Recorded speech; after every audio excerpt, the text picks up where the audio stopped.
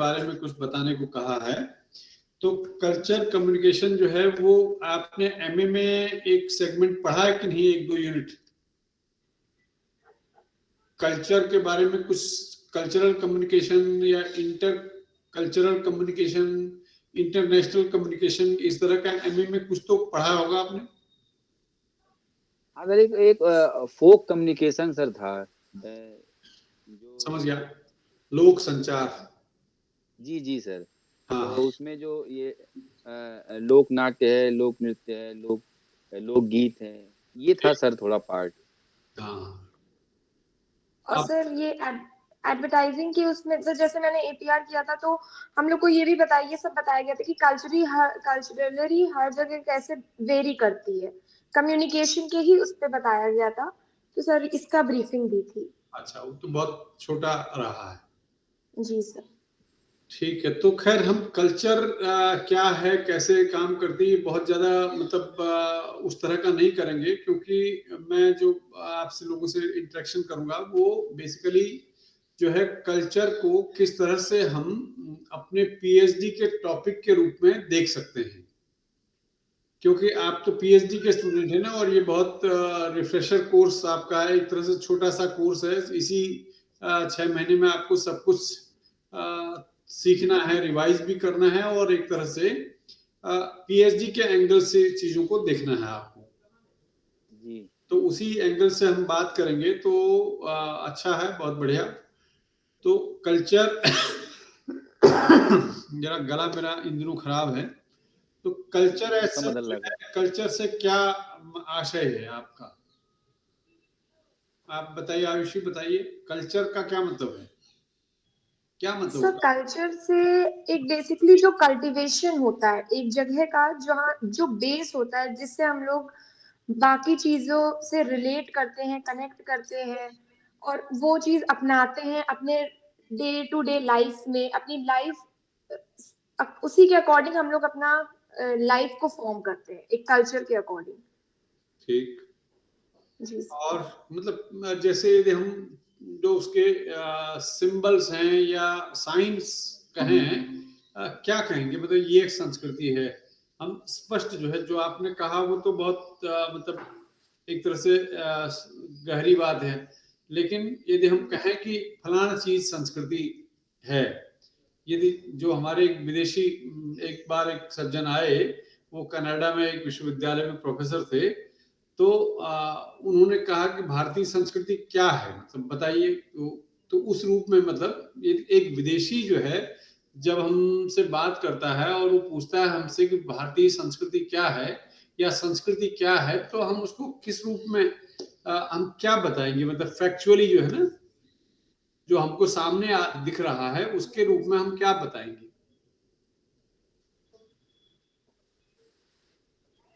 आप बताइए प्रबल जी। सर, एक तो हमारा देश जो है अ, विविधताओं से भरा है, मतलब बहुभाषी हम लोग हैं, बहुत बढ़िया। बहुधर्मी भी हैं, यहाँ पर बहुत सारे धर्म भी हैं। ठीक। और और और हमारे यहाँ सभी मौसम पाए जाते हैं, मतलब जाड़ा, गर्मी, बरसात, बसंत ऋतु हैं। और उसके हिसाब से अलग अलग क्षेत्रों में हम उस तरह के त्योहार भी मनाते हैं। बहुत बढ़िया। तो कल्चरली तो सर हम लोग बहुत ही इनरिच भी हैं, और अलग अलग क्षेत्रों में हमारी संस्कृति अलग भी अलग अलग अलग संस्कृति है, ठीक है, ये भी एक पॉइंट है। हालांकि ये भी आपने कहा कि कल्चरली रिच हैं, लेकिन हमको बताना पड़ेगा कि हम हमारे पास क्या क्या है एग्जैक्टली जो है ना। आप, क्योंकि आप पीएचडी के स्कॉलर हैं, और पीएचडी का मतलब है कि आपका विशेष अध्ययन है। अब जो है, जो आप अध्ययन करने जा रहे हैं वो आपको मास्टर से आगे की चीज है, आप गहराई से उसके विशेषज्ञ बन जाते हैं। वैसे तो मास्टर भी विशेषज्ञ है, लेकिन मास्टर से आगे की जो चीज है वो पीएचडी है। तो इसलिए जो है थोड़ा और गहराई में आपको देखना होगा कल्चर को। मैं आप एक छोटा सा अभी मतलब पीपीटी के फॉर्म में अभी शुरुआत की है, मैं ऐसी दिखा रहा हूँ आपको और आगे चल करके फिर और डिटेल में बात करेंगे।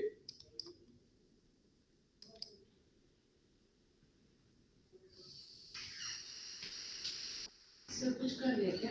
हाँ बताइए।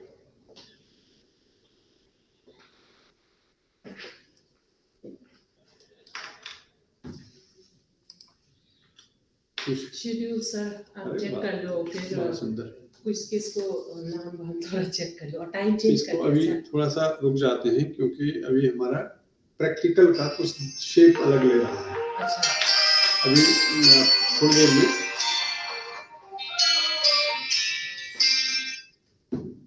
थोड़ी देर में संगीता जी अपना फाइनल लेके आती है प्रैक्टिकल का, फिर हम बात करते हैं आपसे। ठीक है? अच्छा ओके, जैसे यहाँ पे प्रैक्टिकल डाला है वो वाला नहीं, अलग से हो? नहीं, वो हमारा अलग अलग डे के हिसाब से फाइनल कर रही है। ओ अच्छा, हर एक डिपार्टमेंट वाले प्रैक्टिकल चाहते हैं इसलिए कर रहे हैं। ओके ओके ठीक है। फिर तब तो उसके बाद फिर यहाँ पे कुछ चेंजेस करना पड़ेगा फिर, है ना? इसीलिए ठीक है सर। अभी एक मीटिंग हुई है उसमें ओके ठीक है सर, अलग अलग। ठीक है सर। तो कल्चर क्या है थोड़ा सा इसको समझें। कल्चर जो है वो ज्ञान, एक कॉम्प्लेक्स कलेक्शन ऑफ नॉलेज, यानी कि ज्ञान का संकलन, एक जटिल प्रक्रिया है। मतलब कोई आसान प्रक्रिया नहीं है कल्चर को समझना, क्योंकि हमारी हर चीज जो है वो कल्चर में आती है। और फिर उसके बाद जो है हम धीरे धीरे एक हमारा व्यक्तित्व का निर्माण होता है उन चीजों के साथ बढ़ते हुए, और तब फिर जो है कल्चरल आइडेंटिटी के तौर पर हम लोग आगे बढ़ते हैं, हम जाने जाते हैं ये भारतीय व्यक्ति है। तो ये भारतीय व्यक्ति है का मतलब है कि ये भारत के साथ कुछ चीजें जो हैं भारत की, वो इस आदमी के साथ जुड़ी हुई है। तो ये एक तरह से कॉम्प्लेक्स सिचुएशन है, कॉम्प्लेक्स सिस्टम है जो नॉलेज का। उसमें फोकलोर्स हैं, लैंग्वेजेस हैं, रूल्स मतलब नियम कानून, जीवन जीने के नियम कायदे कानून हैं, और रिचुअल्स हैं, हमारे रूढ़ियां हैं, हमारे तौर तरीके हैं, हैबिट्स हैं, हमारी आदतें हैं, वो सब भी पता चलता है कि हम क्या हैं। लाइफस्टाइल है, एटीट्यूड है, बिलीफ्स हैं, कस्टम्स मतलब रीति रिवाज हैं, हमारे लोक विश्वास हैं, एटीट्यूड हमारा व्यवहार है। और इन सब चीजों से एक हमारी जब ये सब चीजें मिल जाती हैं तो एक कॉमन आइडेंटिटी बनती है। और वो कॉमन आइडेंटिटी हर एक आदमी की अलग अलग होते हुए भी एक सामूहिक आइडेंटिटी बनती है। जैसे आप कानपुर के हैं तो कानपुर शहर की एक अलग आइडेंटिटी है। कानपुर के लोग पत्रकारिता में आते हैं तो हम कहते हैं ये कानपुरिया है। एक खास स्टाइल है इनकी बातचीत का, और बड़े खरी खरी सी बातें कहते हैं, और कई बार व्यंग्यात्मक तरीके से बात करते हैं, तो हमको लगता है ये कानपुर का आदमी है। तो और कानपुर देहात की अलग कल्चर है, उसमें भी जो है ब्राह्मण लोगों की अलग कल्चर है, ठाकुरों की या अन्य जातियों की अलग कल्चर है, मुस्लिम लोगों की अलग संस्कृति है, हिंदू लोगों की अलग संस्कृति है। तो अलग अलग होते हुए भी एक सामूहिक तौर पर हम कहते हैं कि कानपुरिया लोग हैं। तो कानपुरिया का मतलब है कि कानपुर की जो एक सामूहिक संस्कार हैं, उन संस्कारों से वो टोटल संस्कार जो है एक समझ लो कि संगुम्फित होकर के सब जुड़ करके वो एक जगह पर आ गए हैं। थोड़े थोड़े ही सही, अपनी अलग अलग आइडेंटिटीज हैं उनमें। हिंदू के अंदर अलग है, हिंदू में भी सवर्ण और अवर्ण लोगों की अलग है, बैकवर्ड लोगों की अलग कल्चर मिलेगी, अलग अलग तरह की भाषाओं के भी आपको रूप मिलेंगे। लोग भी अलग अलग तरह की भाषाएं बोलते हैं अपने घरों में। मतलब कई लोग जो है, जैसे मैं अपने गांव के आसपास देखते, बिल्कुल आधा किलोमीटर भी दूरी नहीं है मेरे गांव में और हमारे पास की बिल्कुल करीब जुड़े हुए ब्राह्मणों के गांव में, तो ब्राह्मण लोगों की भाषा अलग है। वो एकदम अलग तरह की, थोड़ा सुशिक्षित टाइप की भाषा बोलते हैं बनिस्बत की दूसरे जातियों के लोगों से। तो उसकी अपनी व्यक्तिगत कल्चर है, एक ग्रुप की कल्चर है, लेकिन इसके बावजूद हम सब जब एक जगह पर मिलते हैं तो हमारी एक सामूहिक कल्चर भी है। तो इसी तरह से कानपुर की कल्चर अलग है, लखनऊ की कल्चर अलग है। लखनऊ में आप बोलते हैं, एक अक्सर कहा जाता है कि पहले आप, यानी कि लखनऊ वाले हैं ये। तो एक जरूरत से ज्यादा नफासत आपको दिखती है, बहुत ही आदर सत्कार, मतलब एक हद से ज्यादा आदर सत्कार आपको मिलता है, तो समझ लीजिए कि वो लखनऊ वाले हैं।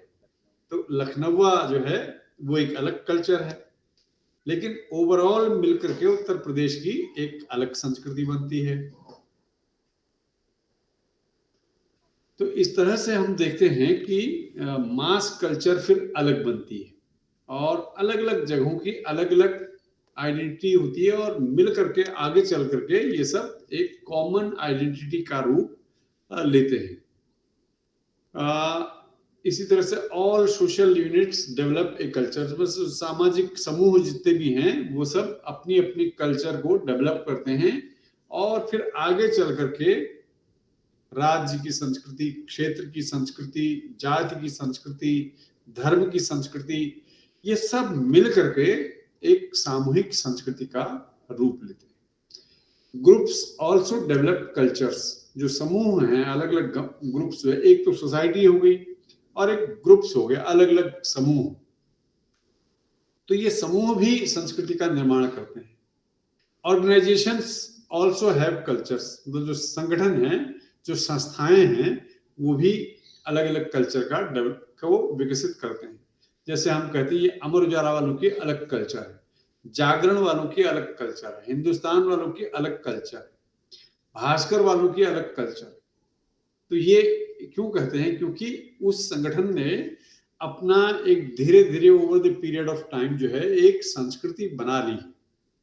हमको एक पढ़ाने के लिए अमर उजाला के एक मैनेजमेंट कोर्स हुआ था अमर उजाला के संपादकों का, नोएडा की बिरला इंस्टीट्यूट ऑफ टेक्नोलॉजी में। तो वहां पर एक सज्जन आए जो ह्यूमन रिसोर्स के बारे में बता रहे थे। तो वो कह रहे थे कि ह्यूमन रिसोर्स डेवलपमेंट में जो कंपनियों के अंदर ह्यूमन रिसोर्स डिपार्टमेंट होते हैं, उनका बड़ा रोल होता है संस्कृति को बनाने में, वैल्यूज क्रिएट करने में। तो वो जो है बता रहे थे कि किस तरह से उनकी पहली नौकरी आईटीसी में थी, और आईटीसी एक तरह से मल्टीनेशनल कंपनी है। पहले ब्रिटिश कंपनी थी, इंपीरियल टोबैको कंपनी, बाद में उसको आजादी के बाद जो है काफी दिनों के बाद वो इंडियन टोबैको कंपनी बन गई। कलकत्ता में बहुत विशाल उसका हेडक्वार्टर है, लेकिन लंबे समय से 100-200 साल से वो कंपनी जीवित है। तो उनका कहना था कि धीरे धीरे धीरे धीरे उस संस्था में अपनी एक संस्कृति बन गई, और उस संस्था में काम करने वाला हर कर्मचारी, चाहे वो चौकीदार हो, चाहे चपरासी हो, चाहे वो चेयरमैन हो, मैनेजिंग डायरेक्टर हो, सीईओ हो, वो सब एक तरह की कल्चर को रिप्रेजेंट करते हैं। जापानी लोग जो है जहां भी जाते हैं, वो एक अलग तरह की कल्चर को रिप्रेजेंट करते हैं, अलग तरह की संस्कृति होती है। जब मारुति हमारे देश में खुला 80 के दशक में, तो मारुति के जो फैक्ट्रियां होती थी, वहां सब लोग एक ड्रेस पहनते थे, चाहे सीएमडी है, चेयरमैन मैनेजिंग डायरेक्टर है, चाहे नीचे से नीचे का कर्मचारी, सबकी एक ड्रेस थी, और वो सब लोग एक साथ खाना खाते थे एक कैंटीन में। बहुत विशाल मेस थी, और उसमें किसी तरह का कोई भेदभाव नहीं था। तो एक जगह पर वो लोग खाना खाते थे, और इससे क्या है कि सभी लोगों में एक जो भाव है, एकत्व का भाव है, वो जन्म लेता है। तो मारुति वालों ने इस तरह का जो है वो संस्कार दिया, इस तरह की संस्कृति डेवलप हुई। इसी तरह से और मल्टीनेशनल कंपनियां जो है, जब से मल्टीनेशनल कंपनियां देश में आई हैं, उन्होंने एक नई कल्चर को जन्म दिया है। तो इस तरह से जो समूह हैं, ग्रुप्स हैं, या फिर संस्थाएं हैं, संगठन हैं, वो भी अपने आप में कल्चर को जन्म देती है। कांग्रेसी लोग जो है, कांग्रेसी लोगों की अलग संस्कृति है, भाजपाई लोगों की अलग संस्कृति होती है, लेफ्ट वालों की अलग संस्कृति।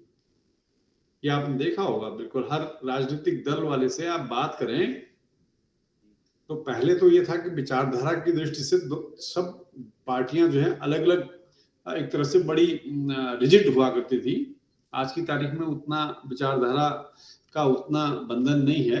कांग्रेस और भाजपा लगभग एक पैटर्न पर चल रही है, लेकिन फिर भी हम कहते हैं कि भाजपा जो है कैडर बेस्ड पार्टी और इसके संस्कार अलग हैं। वहाँ राष्ट्र की बात होती है, वहाँ देशभक्ति की बात होती है।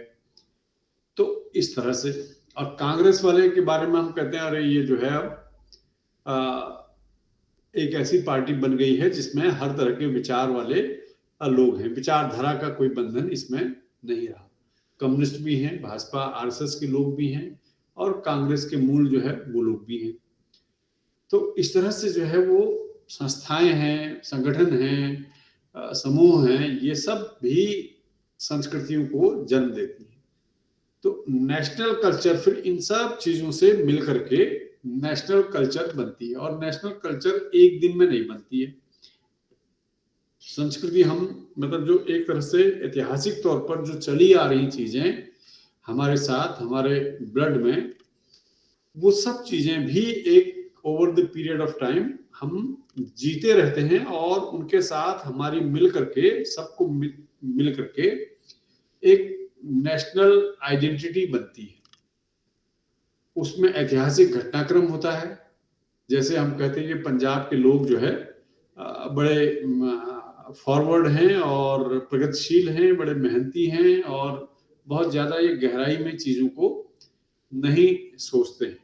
अक्सर कहते हैं पंजाबी के बारे, पंजाबी है बड़े तेज तर्रार, अपना काम निकालो, आगे बढ़ो, इस तरह के लोग हैं, ऐसा हम लोग कहते हैं अक्सर। तो संस्कृति जो है वो एक उन्होंने संस्कृति डेवलप की है। उसकी वजह ये है, ऐसे क्यों है लोग, क्योंकि वहां जो है वो हमेशा से फ्रंट में होने के कारण, सीमा पर होने के कारण, फ्रंटियर प्रोविंस होने के कारण हमेशा बाहर से आक्रांता वहीं से आते रहे, आक्रमणकारियों ने हमले किए, और वो सब जो है वो इसीलिए वो अपनी बॉडी बनाने पर ज्यादा ध्यान देते हैं। खाओ पियो, उनके यहाँ एक कहावत है पंजाबी में, आधा पीदा बाबेदा बाकी अहमद शाहे का, मतलब जो कुछ आपने खा पी लिया इस जिंदगी में वही अपना है, मतलब बाबे का मतलब है गुरु नानक, वही अपना है, बाकी तो अहमद शाह अब्दाली कब आकर के लूट के ले जाए, बाकी सब अहमद शाह का, ये वो लोग कहते हैं। तो इस तरह से ऐतिहासिक तौर पर, भौगोलिक तौर पर एक कल्चर जो है वो डेवलप हो गई कि पंजाबी लोग जो है खाते पीते टाइप के लोग हैं, बॉडी पर विशेष ध्यान देते हैं और प्रोग्रेसिव हैं, आगे की सोचते हैं, बाकी देश से 2 कदम आगे रहते हैं। तो ये इसीलिए कि उन्होंने एक मटेरियलिस्टिक भौतिकवादी अपने संस्कार अपने अंदर डेवलप कर लिए। तो ये एक खूबी है, हिस्टोरिकल इवेंट्स और कैरेक्टर्स की वजह से हमारी जो है संस्कृति बनती है। इसी तरह से फिलोसॉफीज हैं, दर्शन शास्त्र जो हमारे जो दर्शन हैं, हजारों सालों से हम जिन मूल्यों पर, जिन दार्शनिक विचारों पर जी रहे हैं, उनकी वजह से हमारा जीवन बनता है। तो जैसे हम कहते हैं, क्या कहते हैं, हमारा एक फिलोसॉफी क्या है, ब्रह्म सत्य है, जगत मिथ्या है कि नहीं, ऐसा कहते हैं ना हम लोग। हमारे अक्सर जो है हर पूजा पाठ में भी और तमाम जब भी कोई पढ़ा लिखा आदमी कहता है, थोड़ा आध्यात्मिक टाइप आदमी कहता, ब्रह्म सत्य है, जगत मिथ्या है। ये बहुत सालों से, हजारों साल से ये कहावत चली आ रही। तो हम लोग एक तरह से मटेरियलिस्टिक उस तरह के नहीं हैं, भौतिकवादी नहीं है, इसीलिए हम लोग ब्रह्म को सत्य मानते हैं और जगत को, ये जो कुछ संसार में दिखाई पड़ रहा है, ये इसको मिथ्या मानते हैं। भाई ये सब तो माया है, इसके चक्कर में मत पड़ो और अपना जो लॉन्ग टर्म जो आपका मकसद है उस पर ध्यान रखो। तो ये हमारे यहाँ कहते हैं। तो फिलोसॉफी जो है वो भी हमारे व्यक्तित्व के निर्माण में बहुत ही महत्वपूर्ण भूमिका निभाती है। तो इसी तरह से combination of all societal cultures, समाज के अंदर जितने भी सामाजिक जितने भी अलग अलग समाजों में अलग अलग संस्कृतियां विकसित होती हैं, उन सब को कंबाइन करके, उन सब को मिला करके, समाहित करके एक राष्ट्रीय संस्कृति विकसित होती है। वैल्यू सिस्टम और लॉ भी उसमें होता है। तो पहले हमारे यहाँ एक नेशनल लॉ जैसी कोई चीज नहीं होती थी। हर एक इलाके के अपने नियम कानून होते थे, चूंकि छोटे छोटे नेशन थे, गणराज्य थे। गणपद जो है, जनपद जो है वो गणराज्य जैसे थे, छोटे छोटे। ये कौशल है, ये फलाना है, ये ढिमाका है, ये द्रुपद का है, ये कौशल्या का है, ये कैकई राजवंश है। इस तरह से छोटे छोटे राजवंश जैसे थे हमारे यहाँ।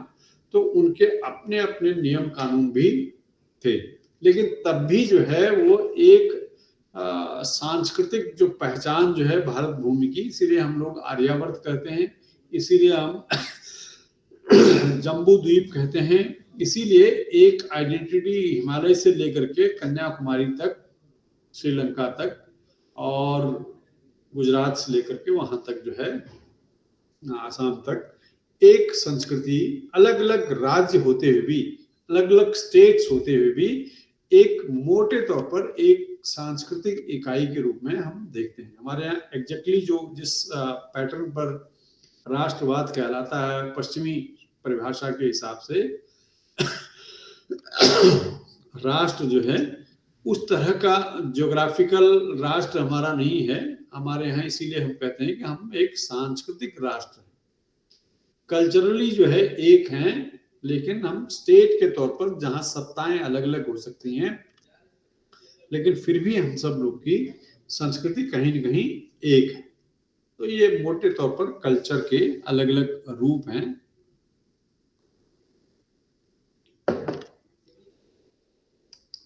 और उसके अलावा टाइप्स हम देखते हैं कल्चर के कौन कौन से रूप हैं। तो ये जो चिन्ह दिखाई देते हैं, जो एक तरह से सिंबल्स हम लोग जिनको मानते हैं, मोटे तौर पर दो तरह की कल्चर होती है, एक क्लास कल्चर और एक मास कल्चर। क्लास कल्चर का मतलब है क्लासिकल चीजें जो बिल्कुल शास्त्रीय किस्म की हैं, जो मतलब बाकायदा जिस पढ़े लिखे लोगों के द्वारा गढ़ी गई हैं और जिनको एक रूप जो है रूप आकार में ढाला गया है, तो क्लास कल्चर है। तो क्लास कल्चर में क्या क्या आता है? आपके क्लासिकल म्यूजिक आता है, शास्त्रीय संगीत, शास्त्रीय नृत्य, शास्त्रीय रंगमंच, शास्त्रीय साहित्य। कालिदास का जैसे मिसाल के लिए उत्तर रामचरित तो भवभूति का है, कालिदास का जैसे शाकुंतल है, या मालविकाग्निमित्र है, या कुछ और है। तो इस तरह से अलग अलग जो मतलब बाकायदा जो आप देखेंगे शाकुंतलम नाटक को, अभिज्ञान शाकुंतलम को, तो उसका जो मंच है वो बिल्कुल एक एक इंच जो है वो आज भी करेक्ट, एकदम एग्जैक्ट, एक्यूरेट बैठता है। मतलब इतना समय हो गया है, 2000 साल से ज्यादा हुए कालिदास को, और आज भी यदि अभिज्ञान शाकुंतलम का उसके हिसाब से, मतलब जो उसमें निर्देश दिए गए हैं उसके हिसाब से आप मंचन करना चाहें तो आप कर सकते हैं।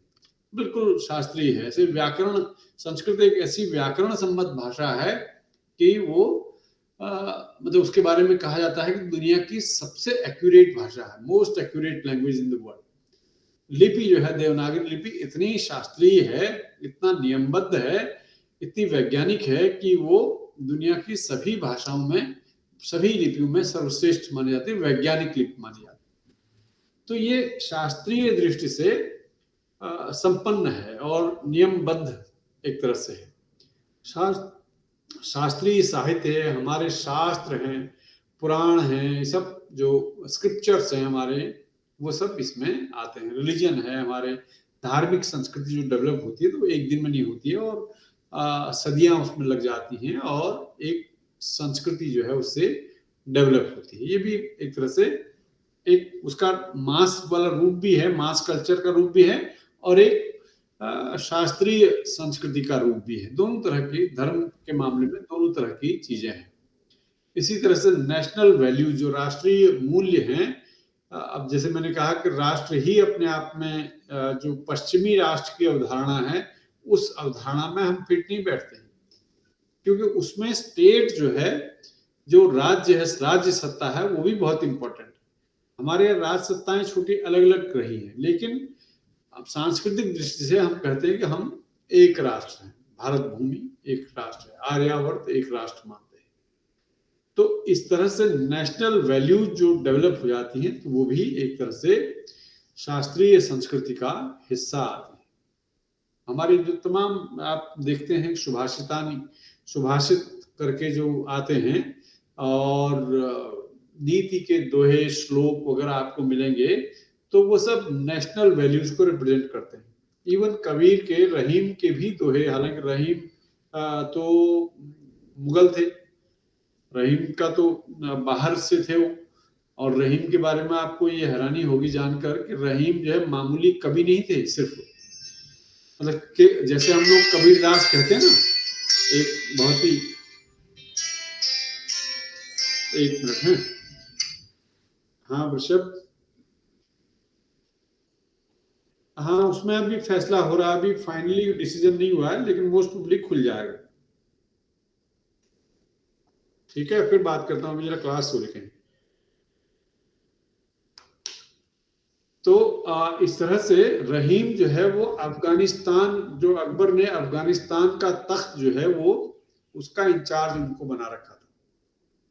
तो रहीम मामूली आदमी नहीं थे, कबीरदास की तरह से अपना बुनकर का काम कर रहे हो वैसे नहीं थे। रहीम बड़े संपन्न और बहुत खास आदमी थे, अकबर के दरबारी, मतलब कवियों में से एक, नवरत्नों में से एक थे, और नवरत्नों में से ही एक नहीं थे, उनको बाकायदा पूरा पंजाब, आज का जो पंजाब का इलाका है, वहां से लेकर के अफगानिस्तान तक का, ईरान तक का तख्त उनको दे रखा। तो काफी संपन्न आदमी थे, लेकिन उनके दोहे भी एक तरह से भारतीय संस्कृति को रिप्रेजेंट करते हैं काफी हद तक। और बहुत सारे संस्कृत की जितने भी श्लोक हैं, जो नीति वाले जो श्लोक हैं, वो सब जो है आपकी नेशनल वैल्यूज को रिप्रेजेंट करते हैं। भर्तृहरि के नीति शतक, श्रृंगार शतक, वैराग्य शतक करके उन्होंने लिखे हैं, वो सब जो है वो हमारी वैल्यू सिस्टम के हिस्सा रहे हैं। तो इसी तरह से और भी बहुत सारी चीजें हैं। तो ये तो हुई क्लास कल्चर, क्लासिक, जो हजारों साल से बनते बनते चीजें बनी हैं और लिपिबद्ध हुई हैं, अनुशासन में आई हैं। अनुशासन जो है वो क्लास कल्चर का बहुत महत्वपूर्ण शर्त है, उसकी बहुत महत्वपूर्ण हिस्सा है। तो क्लास कल्चर में नियम, अनुशासन, ये बहुत जरूरी है, और इसलिए आमतौर पर उसको बिकाऊ नहीं होता है, बहुत ज्यादा बिकाऊ नहीं होता है, इसलिए उसको राज्याश्रय की जरूरत पड़ती है। राज्य जो है, जो सत्ता है, राजा जो लोग हैं, वो उनको डिफेंड करते हैं, वो उनको संरक्षण देते हैं, प्रोटेक्ट करते हैं, अपने राज्य में उनको फलने फूलने के लिए जगह देते हैं। तो ये उसकी खूबी होती है। इसलिए आप देखते होंगे घराने, हमारे शास्त्रीय संगीत के, नृत्य के, ये सब घराने होते हैं। तो उन घरानों में भी वो अलग अलग राजा जो है उनको प्रश्रय देते थे, और इस घरानों के साथ जो है वो संस्कृति का विकास हुआ है। तो ये एक क्लास कल्चर है। उसके अलावा मास कल्चर की बात करें तो मास कल्चर बहुत इंपॉर्टेंट है, और मास कल्चर जो है वो वही असल में रिप्रेजेंट करता है, क्योंकि मास कल्चर भी एक दिन में नहीं बनता है। मास कल्चर जो है वो शास्त्रीय जो संस्कृति है वो तो धीरे धीरे, बहुत धीरे धीरे बदलती है, और उसमें नियम अनुशासन पुराने भी चलते रहते हैं और कभी कभी नए भी बनते रहते हैं, पर आमतौर पर उसमें रिजिडिटी बहुत इंपॉर्टेंट होती है मास में। लेकिन जो क्लास में, लेकिन जो मास है उसमें कोई रिजिडिटी नहीं होती है। उसमें जो है वो लोग अपने सुविधा से उसको बदलते रहते हैं, उसके नियम कानून सब अपने हिसाब से बदलते रहते हैं। तो उसमें क्या-क्या है? उसमें लोक कथाएँ हैं, लोकगीत हैं और लोक कथाएँ हैं, मतलब लोक कथाओं से रिलेटेड जितनी भी तरह की चीज़ें हो सकती हैं वो सब उसमें फ़ोकलोर्स, फ़ोक म्यूज़िक, लोक संगीत, अलग-अलग इलाके के अलग-अलग फ़ोक म्यूज़िक हैं, अलग-अलग संगीत हैं। गुजरात में अलग तरीके का गरबा है, नृत्य है, अलग-अलग गायन शैलियाँ हैं। महाराष्ट्र में अलग है, उत्तर प्रदेश में अलग है, पंजाब में अलग तरह का है, हरियाणा में अलग है। मतलब हर राज्य में अलग तरह की संस्कृतियों का विकास होता है और उन सब से भी हमारा जो व्यवहार है, लोक व्यवहार, वो बनता बिगड़ता है। तो फ़ोक म्यूज़िक है, फ़ोक आर्ट्स अपने मतलब जीवन को, चिंतन को दिशा देने के लिए, अपनी क्रिएटिविटी को दिशा देने के लिए फ़ोक आर्ट्स बहुत इम्पोर्टेंट है। मधुबनी चित्रशैली जो है आपने सुनी होगी, देखी होगी, मधुबनी कला जो है वो बहुत प्रसिद्ध हुई। इसी तरह से और भी बहुत सारे फ़ोक आर्ट्स हैं, खान-पान में अपनी तरह की कला है, धर्म दर्शन में अपनी तरह की कला है, जीवन जीने में अपनी कला है। अब साड़ी बनाने का जो तौर तरीके हैं वो बनारस में अलग हैं और बुंदेलखंड में अलग हैं और दूसरी तीसरी जगह राजस्थान में अलग हैं। तो ये जो कलाएँ हैं, आर्ट हैं, वो सब अलग-अलग हैं। ब्रज प्रदेश में एकदम अलग है, अवध में अलग है, पूरब में अलग है। तो कलाएँ भी अलग-अलग रूप लेती हैं। अब हिमाचल में टोपी है, जैसे कुल्लू वाले टोपी पहनते हैं एक अलग तरह की। तो उन्होंने बहुत ही कलाकारी से उसको, बहुत समझदारी से उसको एक राष्ट्रीय पहचान दिला दी, कुल्लू की टोपी। अब उसमें भी कुल्लू की टोपी के अलावा उसमें और 2 प्रकार की और टोपियाँ हैं। शिमला से ऊपर का जो इलाका है, रामपुर बुशहर, वहाँ की अलग टोपी है और शिमला से नीचे वालों की अलग टोपी है। उसमें फिर रंग भी अलग हैं। एक जो है वो लाल रंग की टोपी है, लाल मखमल होता है, एक में हरा मखमल होता है और कुछ में ज़िगज़ैग इस तरह का होता है। तो ये उससे पता चल जाता है कि ये फलाने जगह का आदमी है या फलाने वर्ग को ये रिप्रेजेंट करता है। तो अब जो है उत्तराखंड में अलग-अलग तरह की टोपियाँ चलती थी। लेकिन आम तौर पर जो साधारण सामान्य भारतीय टोपी है, ऐसी वाली टोपी चलती है। तो नेपाल में अलग तरह की टोपी है, गढ़वाल में अलग है, कुमाऊँ में अलग है और कुमाऊँ के भी कुछ अंचल हैं जो बिल्कुल तिब्बत बॉर्डर से लगे हुए हैं, वहाँ की टोपियाँ अलग हैं और जो पुराने समय से 2500 साल से जो कुमाऊँ में जिनका शासन था, उनकी टोपी अलग है। तो अब एक राज्य बनने के बाद जब लोगों को लगा कि इस राज्य की अपनी पहचान क्या है, तो टोपी की तरफ ध्यान गया। हिमाचल वालों ने टोपी डेवलप कर ली थी अपनी और उसको राष्ट्रीय पहचान दिला दी। तो अब उत्तराखंड वालों ने भी अपनी एक टोपी जो है, टोपी के ऊपर एक ब्रह्म कमल का फूल लगा करके उसको कह दिया एक पहाड़ी टोपी है, उत्तराखंडी टोपी है। अब देखो आपने इस बार के गणतंत्र दिवस में मोदी को उत्तराखंडी टोपी पहने हुए देखा हो, तो एक नई उससे पहचान मिल गई और अब हो सकता है over the period of time जो है उत्तराखंडी टोपी भी पसंद हो जाए, क्योंकि मैंने उसके बाद देखा कि दिल्ली में ही बहुत सारे लोग, जो उत्तराखंडी लोग जो दबे छिपे उत्तराखंडी टोपी पहनते थे, बहुत कम, मतलब पंडित लोग ही थोड़ा बहुत पहनते थे, बाकी लोग नहीं पहनते थे, या हिमाचली टोपी ही ज्यादातर लोग पहाड़ी टोपी के नाम पर पहनते थे।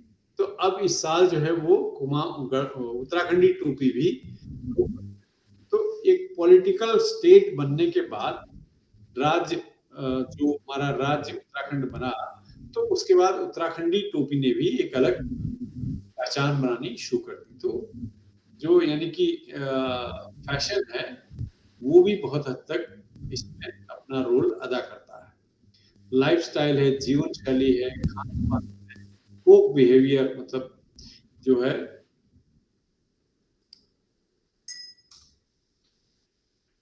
जनता का जो लोक व्यवहार है, कस्टम्स, रूढ़ियाँ और परंपराएँ हैं, कुछ तो रूढ़ियां होती हैं जो बहुत साइंटिफिक नहीं होती, लेकिन फॉलो कर रहे हैं।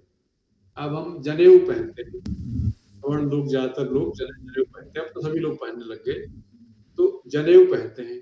अब जनेऊ के मूल क्या, किसी को नहीं पता। मतलब 3 जो धागे हैं, 3 सूत्र हैं, उनके बाद मूल जो है, जो धारणा है, वो ये है कि भाई ये 3 हमको ऋणों से की याद दिलाते रहते हैं। ऋण, पितृ ऋण और देव ऋण।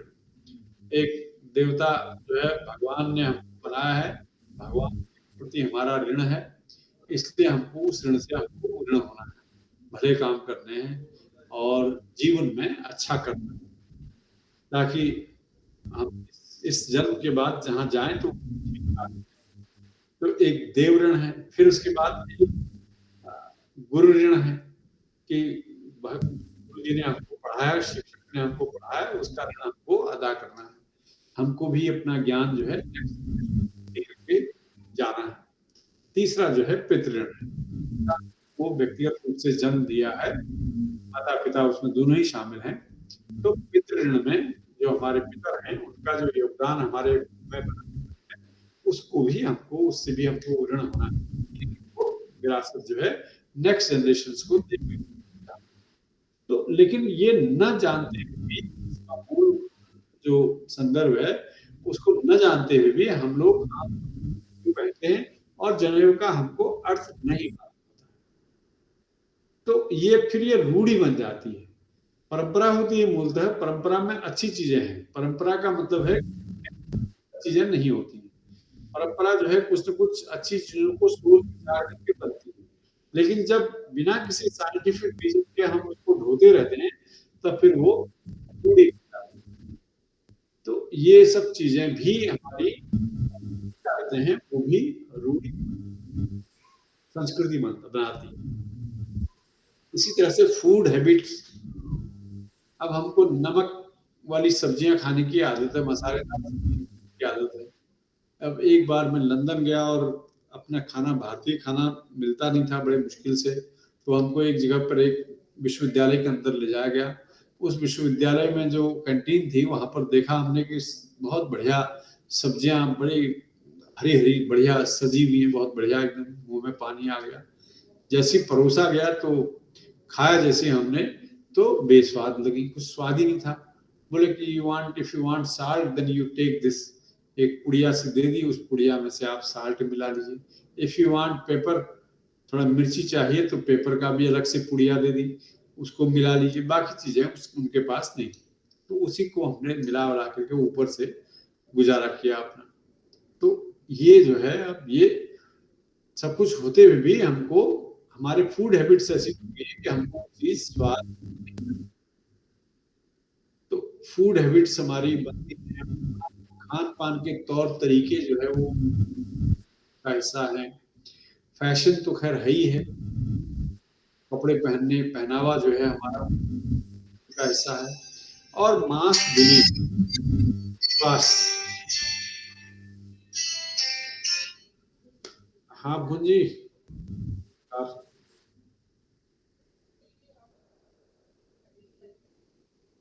हाँ हाँ, कब है?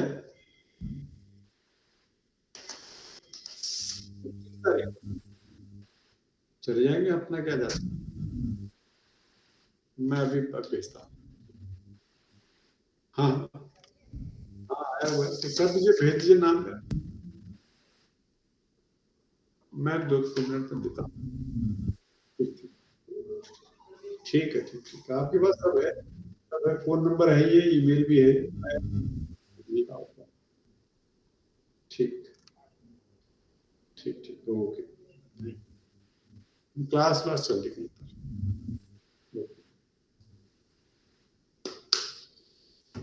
तो मास बिलीफ, विश्वास जो है वो बहुत इम्पोर्टेंट, और लोक विश्वासों से बहुत सारी चीजें चलती हैं। अब जनेऊ के बारे में ही मैं आपको बता रहा था।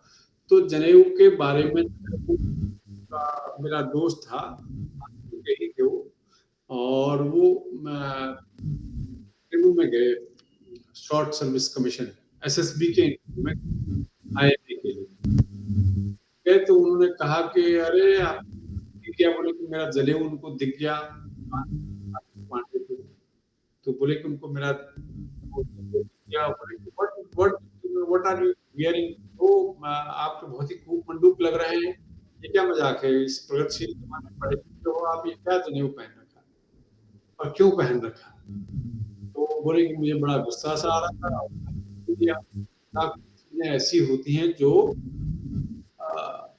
जो तर्क से परे तर्क मतलब जो हमारे होते हैं उन तर्कों से ऊपर को मानना पड़ता है। तो ये जो चीजें हैं माँ है, तो माँ के जो है तो हम ये कहते हैं कि मेरी माँ है, वो मेरी धाय माँ क्यों ना हो, लेकिन जब मान लिया एक बार माँ तो फिर उसको कोई टाल नहीं सकता है। तो लोग विश्वास ऐसे ही विश्वास को हम तर्क से ऊपर बहुत ही दृढ़ता के साथ वो विश्वास हमारे साथ चलता। तो ये मोटी तौर पर चीजें थी। अब हम चर्चा करते हैं इस बारे में। तो जो कम्युनिकेशन है, जो आपने सुना कि ये संस्कृति का कम्युनिकेशन एंड कल्चर पर फिर हम आते हैं। तो जो संस्कृति है और संस्कृति का जो संचार है, वो संचार जो है दोनों तरह की चीज है। तो संस्कृति अपने आप में संचार अपने आप में है, जो कुछ हम कम्युनिकेट कर रहे हैं मोटे तौर पर हम देखें तो व्यक्ति जो है वो हमारे संचार का बहुत बड़ा रूप है। जिस तरह से जो भी चीजें हैं हमारी, जिनको हम देखते हैं संस्कृति के तौर पर हमको दिखाई देते हैं, वो सब अभिव्यक्ति से जुड़े हुए हैं। हमारा नृत्य है, हमारा लोक संगीत है, हमारी लोक कथाएं हैं, हमारा रंगमंच है, चाहे लोक है, ये सब चीजें किसी न किसी रूप में हमारी लिटरेचर है या क्लासिकल लिटरेचर है, दोनों तरह की लिटरेचर जो है सब हमारी अभिव्यक्ति से जुड़े हुए। और संचार में मतलब संस्कृति में तो एक तरह से पूरा एंथ्रोपोलॉजी है, पूरा समाजशास्त्र है, एथनोग्राफी है, सबका पूरा कम्युनिकेशन का हिस्सा है। तो अभिव्यक्ति जो है अपने आप की है और इसलिए जो है अभिव्यक्ति का मतलब इस संस्कृति का जो कार्य है बहुत ही इम्पोर्टेंट है। तो ये जो तौर तरीके हैं, फिर हम इस तरह से जो चीजें हम लोग कर रहे हैं वो मोटे तौर पर यदि आप कहें तो हमारी सुख और जो अभिव्यक्तियां हैं, सुख और दुख की अभिव्यक्ति हम उसको कैसे भोग रहे हैं संसार में और कैसे हम अभिव्यक्त कर रहे हैं, ये सब चीजें संस्कृति में आती है। दुख दुख की अभिव्यक्ति जो है वो संस्कृति में आती है। तो इस तरह से जो है आप जो भी हमारा मतलब हमारी प्रेम कथाएं हैं, हमारा का संसार है, हमारा मतलब नाटक है, हमारा है, हमारा नृत्य कलाएं हैं, जितनी भी तरह की चीजें हैं वो एक तरह से और व्यक्ति ही तो संचार है। हम आपको अपने आप को एक्सप्रेस कर रहे हैं तो वो संचार का सबसे पहला रूप है। कल्चरल कम्युनिकेशन इम्पोर्टेंट चीज है, वो अपने आप को समग्र संपूर्णता में अभिव्यक्त कला हमको देता है, कला से हमको लैस करता है। तो ये मोटे तौर पर संचार कम्युनिकेशन कल्चरल कम्युनिकेशन है और अलग-अलग इंटर कल्चरल कम्युनिकेशन भी एक बहुत इम्पोर्टेंट, अलग-अलग संस्कृतियां जो है वो तरीके से इंटरेक्ट करती हैं, आपसे मेल-जोल करती हैं। संस्कृति अलग तरीके से जब 90s में हमारे देश में नई आर्थिक नीतियाँ आई और सैटेलाइट टीवी भारत में आया, तो सैटेलाइट टीवी के आने के बाद हमने कहा कि ये हमारे ऊपर सांस्कृतिक हमला है। क्यों कहा? मतलब इसलिए क्यों? वो तैयार नहीं है। संस्कृति उनकी है, अब अलग रहते हैं, उनके यहाँ ज़्यादा ही मतलब परिवार, रिलेशनशिप को लेकर के ज़्यादा जुड़ाव है, यहाँ ज़्यादा तलाक होते हैं, यहाँ ज़्यादा ओपननेस है। तो इसलिए क्या होता है कि हमको लगा हमारी संस्कृति बर्बाद हो जाएगी, कि हम लोग ट्रेडिशनल तरीके से अपना जीवन जी रहे हैं। ऐसा नहीं कि हमारी संस्कृति इतनी ही ट्रेडिशनल थी मंडूक थे। हमारे यहाँ पे अलग-अलग समय पर आए तो कुषाण जैसे देखिए, कुषाण कालीन जो मूर्तियाँ आप देखें तो वो नंग-धड़ंग है। कुषाण के समय की जो हमारी मूर्तियाँ दिखती हैं, तो वो सब जो है पूरी नग्न आपको दिखाई देती हैं। या पहली शताब्दी से पहले या उसके आसपास की जो है खजुराहो के और अजंता एलोरा के जो गुफा चित्र हैं, वो एकदम अलग तरह के हैं। क्यों? वो भी हमारी संस्कृति का ही हिस्सा रहे हैं। तो फिर भी हमको क्यों डर लगा कि भई ये आखिर ये पश्चिमी जो संस्कृति है वो हमारे ऊपर हमला कर देगी। जब मीडिया आया, पश्चिमी मीडिया आया, तो हमको लगा कि तो हमको खा जाएँगे, हमारी संस्कृति को नष्ट कर देंगे, सांस्कृतिक हमला हो जाएगा, हमारे यहाँ अपसंस्कृति फैला देंगे। तो ये इंटरकल्चरल और इंटरकल्चरल जो है विदेशी स्तर पर जो है ये इस तरह का सांस्कृतिक हस्तक्षेप होता है। इसी तरह से आदिवासी इलाकों की अलग संस्कृति है। आदिवासी संस्कृति जो है वो अलग तरह की अपना प्राकृतिक जीवन जी रहे हैं लोग, अपना ठाठ से रह रहे हैं। वो नहीं चाहते कि आप जो है अपना जो एक तरह से आर्य संस्कृति है या वैष्णव संस्कृति है, वो हमारे ऊपर थोपें। उसका विरोध करते हैं बार-बार। तो इसलिए वहाँ उनको लगता है कि बाहर से लोग आ रहे हैं, हमला करते हैं। अब नक्सली लोगों ने उनको मना लिया और नक्सली लोग जो है वहाँ जाकर के पैठ बना ली। आज छत्तीसगढ़ में या झारखंड में ऐसे अनेक जगहों पर जो है क्या वजह है कि हमारी सत्ता पूरी तरह से कायम नहीं। बहुत सारे जिलों में उनकी इंडिपेंडेंट सत्ता चलती, पैरेलल सत्ता चलती, क्योंकि उन्हें लगा कि हमारे ऊपर सांस्कृतिक हमला है। हम उनको उस रूप में एक्सेप्ट नहीं करते जिस रूप में वो हैं। तो ये इस तरह की जो चीजें हैं उनको इंटरकल्चरल कम्युनिकेशन कहते हैं। इनके बीच में किस तरह से हम सामंजस्य बिठाएं, किस तरह से आदान प्रदान करें विचारों का, ताकि उनकी बात भी रह जाए, अपनी बात भी रह जाए, दोनों को बुरा भी न लगे। तो कैसे हम लोग करें?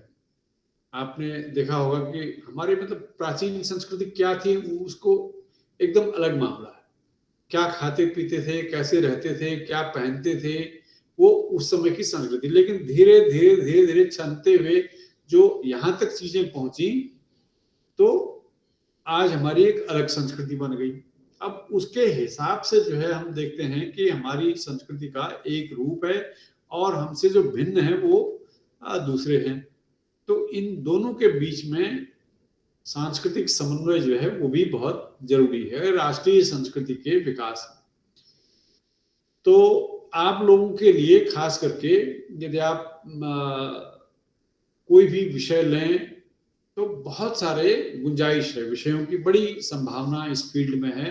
आप आदिवासी संस्कृति की बात कर सकते हैं, आप अपने ही इलाके के लोक संस्कृति की बात कर सकते हैं, संचार माध्यमों में लोक संस्कृति की भूमिका, और उस लोक संस्कृतियों में भी आप एक खास विधा को अपना सकते हैं। आपके इलाके में नौटंकी बहुत अच्छी है तो नौटंकी के बारे में बात कर सकते हैं। आगरा के इस इलाके में भगत नाम की लोक नाट्य शैली बहुत चलती है, भगत। तो भगत के ऊपर आप स्टडी कर सकते हैं, भगत के वाले जो लोग हैं वो कैसे संचार करते थे। प्राचीन काल में जो है जैसे बौद्ध है, महात्मा बुद्ध हैं, उनके लगभग 1000 साल तक एक छत्र लगभग उनका शासन रहा। और केवल भारत में ही नहीं, भारत के अलावा श्रीलंका, बर्मा, नेपाल ये तो था ही, इसके अलावा जो है पूरा चीन, मंगोलिया तक, उधर जापान तक, कोरिया, चीन, जापान, कोरिया, थाईलैंड, बाली, जावा, सुमात्रा, इंडोनेशिया, मलेशिया, ये सारा का सारा इलाका बौद्ध हो गया। कैसे हो गया भाई? वहां अफगानिस्तान तक बौद्ध की मूर्तियां जो है इतनी विशाल विशाल पहाड़ियों को ही तराश करके मूर्तियां बना दी गई। तो कैसे बना दी? तो बौद्ध संस्कृति का संचार की दृष्टि से अध्ययन बहुत ही इंपॉर्टेंट है, क्योंकि कैसे मतलब आज तो चलो इंटरनेट है हमारे पास, अखबार हैं हमारे पास, जो है वो रेडियो है हमारे पास, बहुत फास्ट तौर तरीके हैं संचार के। उस जमाने में कौन से तरीके रहे होंगे? अब अशोक की लाट, अशोक स्तंभ जो है उसके बारे में हमने सुना है। तो अशोक स्तंभ में संचार के तौर पर जगह जगह इंस्क्रिप्शन मिलते हैं, उकेरी गई हैं अक्षर जो है वो भाषा में कुछ कुछ संदेश जो है उनके उकेरे गए।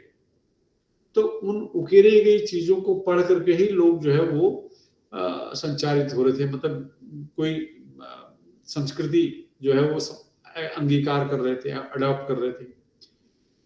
लेकिन चीन, जापान, इधर उधर जैसे कैसे पहुंचे होंगे लोग?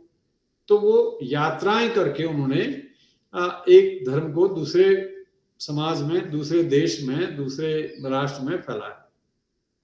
उसको हम ये नहीं कहते कि वो भारतीय राष्ट्र है, लेकिन संस्कृति वहां तक जो है एक तरह से भारत की फैली हुई। अब इंडोनेशिया में जो है वो, इंडोनेशिया, मलेशिया में अटल बिहारी वाजपेयी गए तो उन्होंने देखा कि वहां हनुमान की मूर्तियां जो है वो सड़क पर बिक रही। तो अटल जी ने कहा भाई ये सड़क पर ये हनुमान जी की मूर्तियां क्या कर रही हैं यहाँ पर, आप लोग तो मुसलमान हो। तो उन्होंने कहा कि हमारा धर्म बदल गया लेकिन संस्कृति नहीं बदली, उसको संस्कृति की चीज मान रहे हैं। तो हनुमान की मूर्तियां बिक रही हैं, तो मास कल्चर है ना एक तरह से, हनुमान जी मास पर उतर आए, तो मास को बदल पाना बहुत मुश्किल है। शास्त्री को तो आप नष्ट कर देंगे क्योंकि वो किताबों में सिमटी हुई चीजें हैं, नियम कानून में निबद्ध है ना वो, तो शास्त्री को तो आप नष्ट कर सकते हैं, या क्लासिकल घराने जो है वो बंद कर सकते हैं। जैसे पाकिस्तान में शास्त्रीय क्लासिकल म्यूजिक के, क्लासिकल डांस के बहुत सारे घराने थे, तो खत्म कर दिए गए। उसके बाद उनको ये कह दिया गया कि ये तो हिंदू तौर तरीके हैं, संगीत वंगीत, यहाँ तो इस्लाम में ये सब चीजें नहीं चलेंगी, तो वहां खत्म कर दिए गए।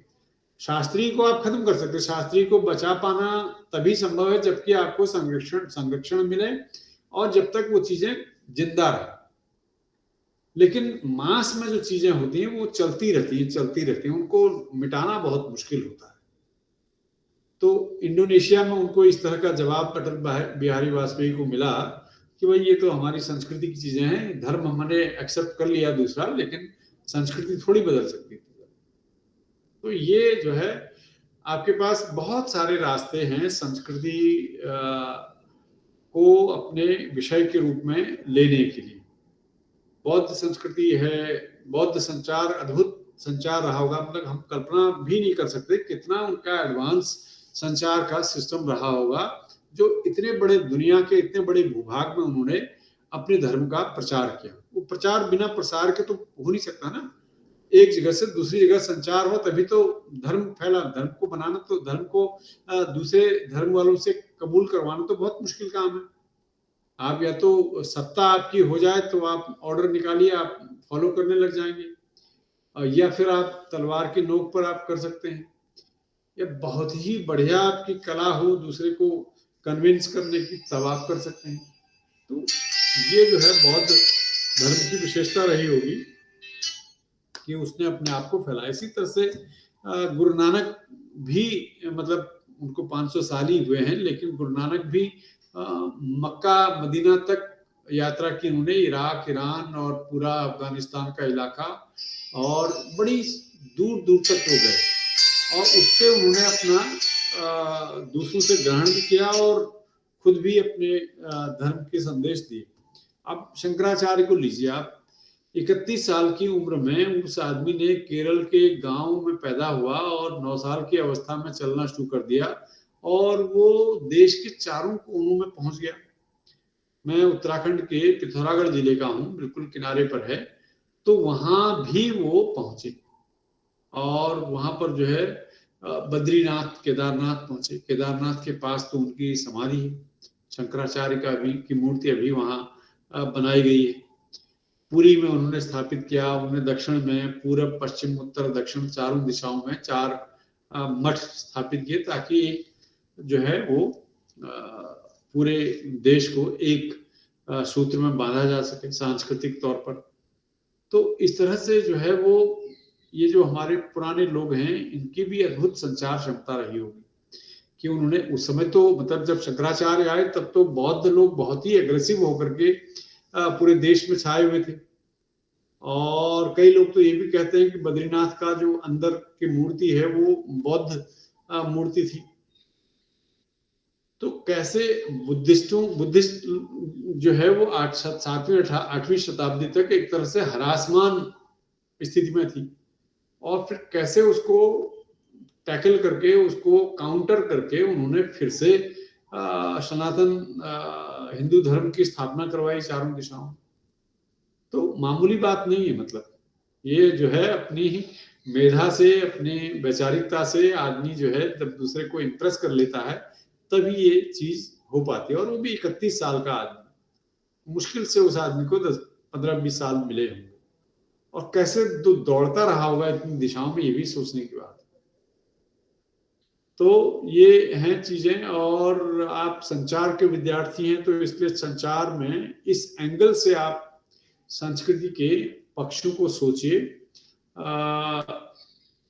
कैसे उसका कवरेज होता है, कैसे क्या होता है। इन सब से भी ऊपर उठ करके आपके पास और बहुत सारे गहरे जो बिंदु हैं वो आपको मिलेंगे, और वहां से आप अपने विषय को दिशा दे सकते हैं।